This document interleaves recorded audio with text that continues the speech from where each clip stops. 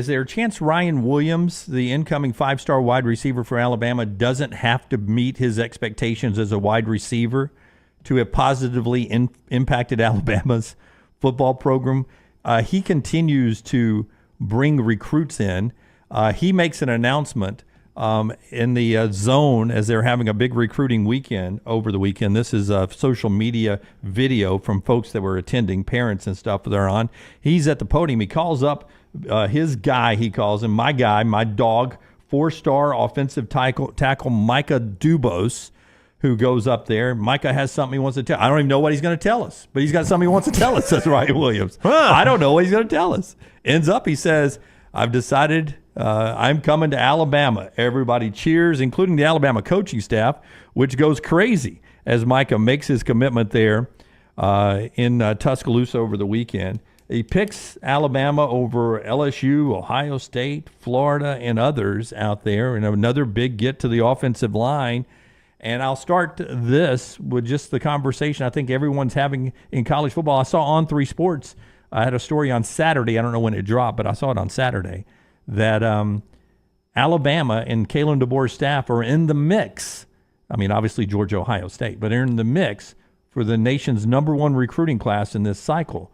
What was the biggest concern about Kalen DeBoer coming to town? This guy is a West Coast guy. He doesn't know anything about the footprint. He's not going to be able to recruit here. Don't think that's been a problem. And a lot of this, I don't know how much you guys credit collectives, but I do think collectives are a big part of this now. Yeah, I think that's it. I think Alabama's got it kind of dialed in. But I mean, I don't want to take anything away from Kalen DeBoer. No. Kalen DeBoer's always been able to bring in talent wherever he was. Yeah, I think collectives help, but as I look at on 3, they've got Alabama #3 in the country. 24/7's got Alabama #2 in the country. Ohio State's, I'll just go with on 3. Ohio State's #1, LSU #2, Alabama #3, Georgia #4. They all got good collectives too.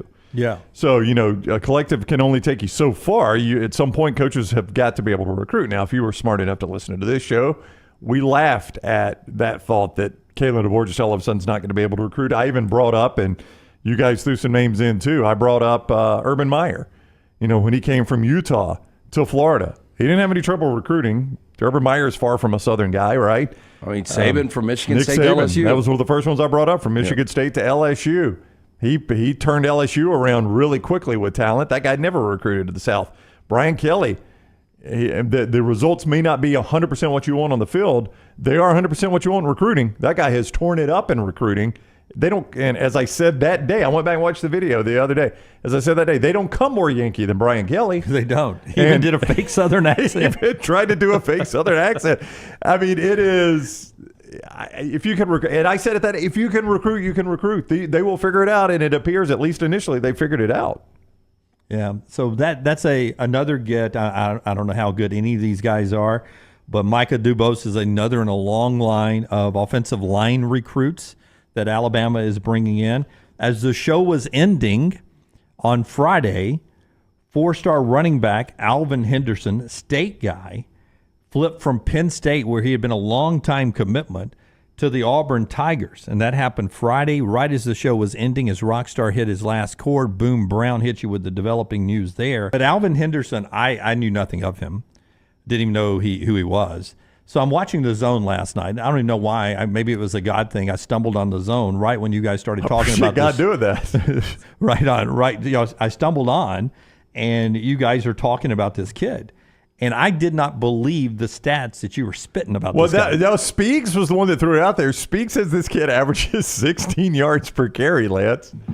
I'll say that again, 16 yards per carry. I mean, not to take anything away from 7-man football, but is he playing 7-man? I don't think so. I think he's 1A. I think he's playing full 11-man. But so 16 nobody chasing him down. So if you're offensive coordinator, how do you not just give it to him every time? Every play, right? I mean, he's averaging 16. That's a first down.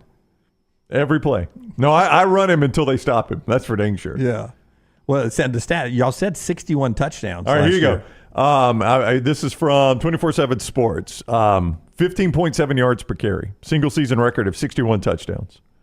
61 touchdowns. Yes. They didn't run him enough. Yeah. Did they win I hope they won the state championship. No, they had Surely to. they did. Guy couldn't be stopped. I mean, if they didn't win the state championship, I don't know I mean, I don't want to call out a high school coach, but holy crap. But so the big question becomes 1A to the SEC. But I think this is a question we've seen about a number of recruits, and we've seen 7A in our state and whatever the highest class in Texas flop as well. Yeah.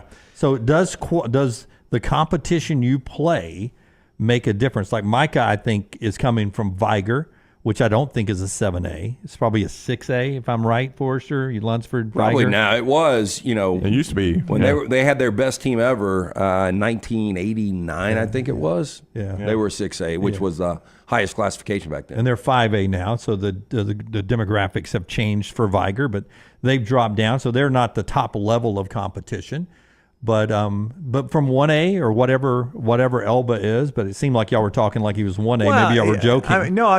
But Does it matter? No, it matters. It absolutely matters. I mean, level of competition is important when you're recruiting players. That is one of the things that people have talked about with Arch Manning. I don't think there's anybody that thinks Arch Manning, because of his last name, Right. isn't ready to be a quarterback in college football. But apparently the level that Newman High School plays on there in Louisiana is far from the most competitive level of football there. Is it an academy? I think it's a Christian academy. Is isn't it a private? They yeah, play it's private football. Yeah. But Peyton played there, and I think he was okay. I think he was fine. Yeah, Eli played there. I think Eli was okay. So I think everybody's willing to look at And I think Arch. people have looked at Arch in camps and stuff, and they think Arch has got the skill set where he can be a starting quarterback. He's just, I think this is something you're not going to see in college football moving forward, but he's comfortable sitting and learning behind Quinn Ewers. Right. I just think there has to be a concern about level of competition. But I would also say this.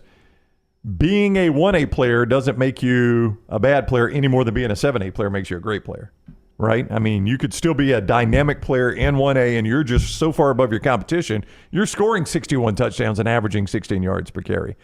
Likewise, you could lead rushing in 7A and be a non-factor in college football. So, Right. I mean, I'm not willing to just say because a kid plays 1A football that he's not going to make it in the SEC. Brody Croyle was pretty darn good. Yeah, and Westbrook Christian was 1A. Yeah. So, I mean, I just, I hate it when people say that about a kid. Oh, he's a 1A player. Well, he can't help where he lives, right?